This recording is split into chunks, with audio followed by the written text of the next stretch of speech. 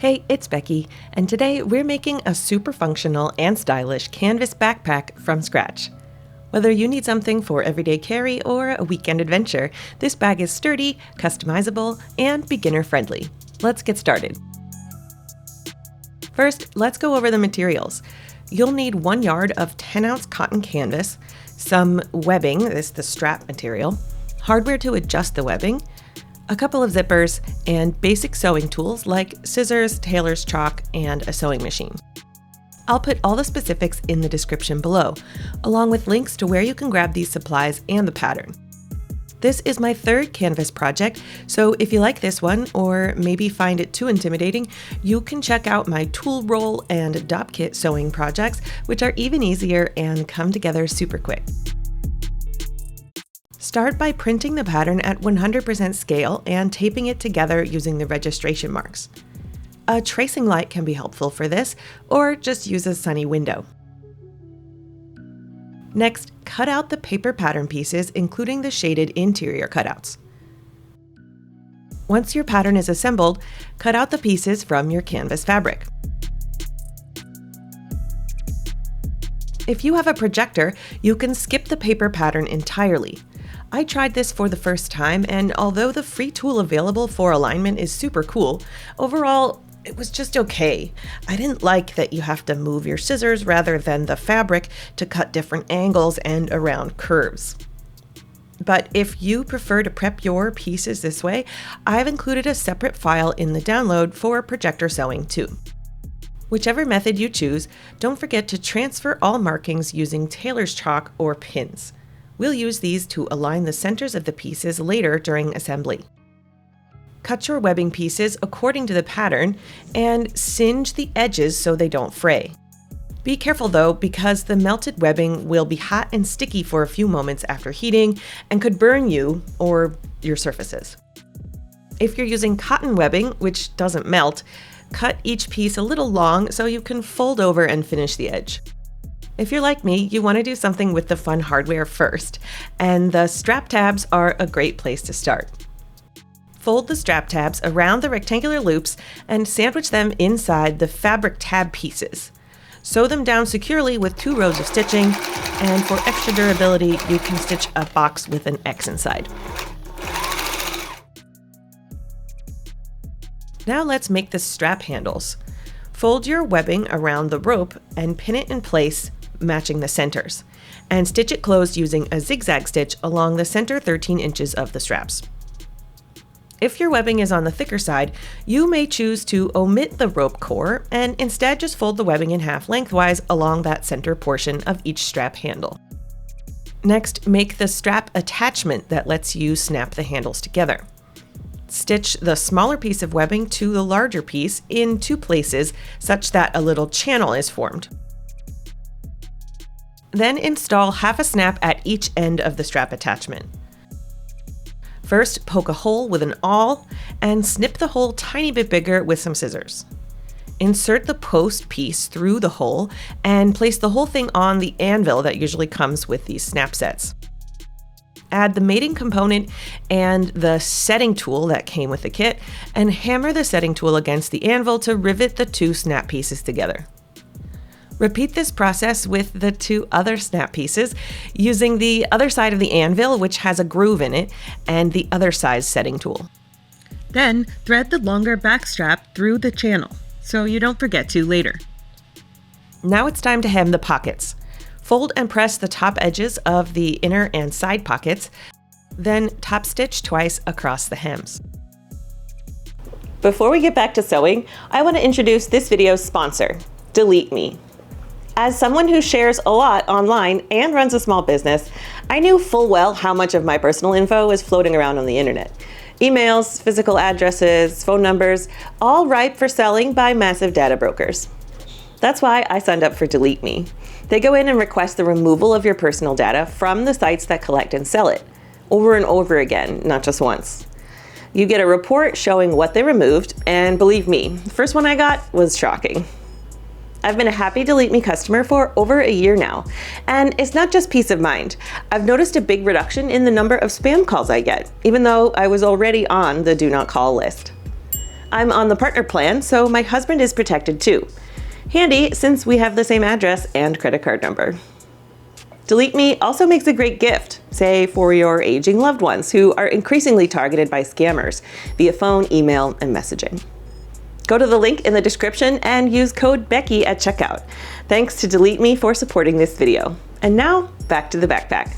I like to use this cut-your-own-length zipper material for this project because you can easily customize your zipper for any situation. The only downside is you have to put the zipper pulls on yourself, but I promise it's not that hard. For the front pocket, pin the zipper to the bottom pocket piece and stitch that edge using the zipper foot on your sewing machine. Overall, we're using a 1/4 inch seam allowance. Next, add the zipper pulls. Pull the ends of the zipper apart and insert each side into its own groove in the zipper pull. The tricky part is getting the sides in symmetrically so they don't become slightly offset. I call for 2 pulls for each zipper in this project since it makes accessing the compartments easier than if there were just one. Then top stitch across the ends of the zipper and along the bottom edge. Next, press a hem on the top pocket piece. Then pin the raw edge of this piece to the bottom assembly along the zipper's bare side.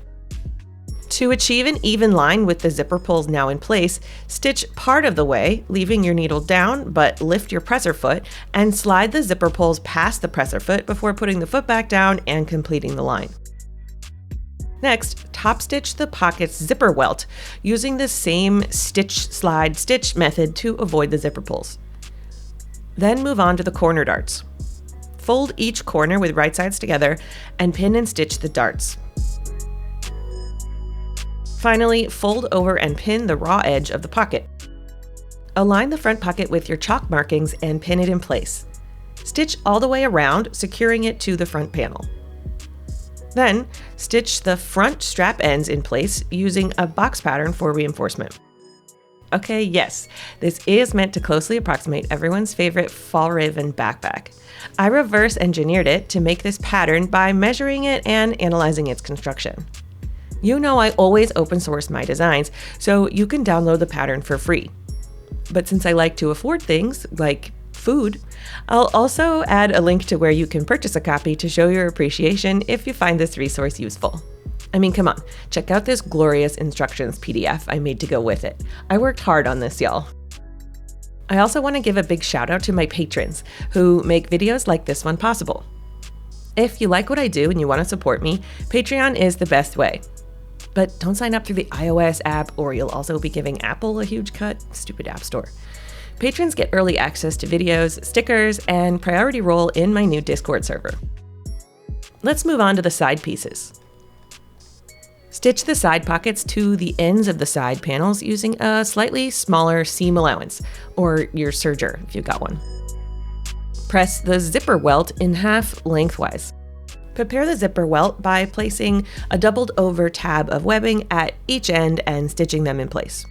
Then sandwich the side top panel, right side up, zipper welt, and main zipper face down along one edge, and stitch using a zipper foot along the main section of the seam, but leave about 3 inches at each end loose for now. Pin the other side of the zipper to the top and side edges of the front panel, starting at the top center to ensure the sides are symmetrical. Stitch along the entire zipper. Next, add the zipper pulls to the main compartment zipper. Flip the piece open and top stitch around the front, including across each zipper end.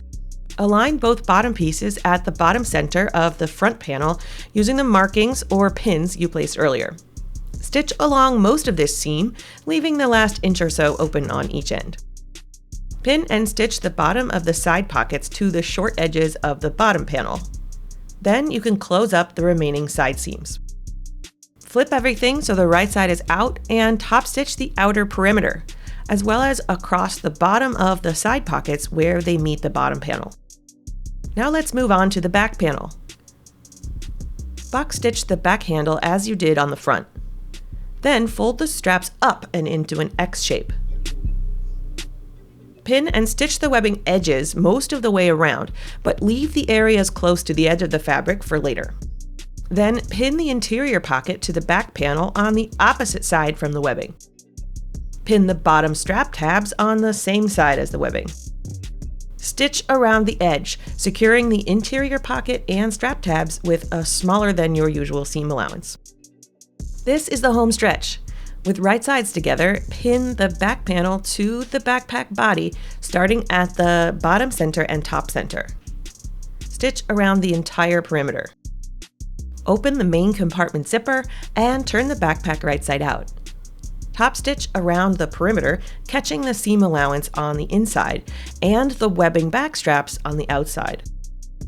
Add a little more top stitching around the remaining areas of the back straps that haven't been stitched down yet, which provides another opportunity to reinforce the stitching where the webbing meets the backpack. Finally, feed the back straps through the tri-glide slides, then the rectangle loop, then around the center post of the tri-glide slide. Stitch the webbing end to itself to secure. And that's it. You've got a brand new homemade canvas backpack. I couldn't help but make one of these out of an IKEA bag, which makes this the Swedish brand mashup nobody asked for. On this one, instead of the metal hardware, I used these plastic backpack slides to be more true to the original fall ribbon bag. This method leaves the strap ends loose, which I just don't prefer, that's why I changed it. But the original's got snaps at the end of the straps that you can attach up top.